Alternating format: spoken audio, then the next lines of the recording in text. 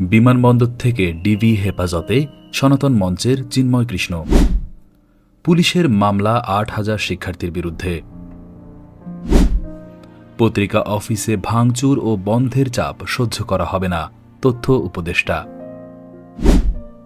অপ্রীতিকর পরিস্থিতি এড়াতে অতিরিক্ত বল প্রয়োগ থেকে বিরত থাকে পুলিশ। বৈষম্য বিরোধীদের ডাকে এক টেবিলে ১৭ ছাত্র সংগঠনের নেতারা। আদানির বিরুদ্ধে দুর্নীতির অভিযোগ যে প্রভাব পড়বে ভারতে। বিশ্বের সবচেয়ে কৃপণ নারী হেট্রি গ্রিন।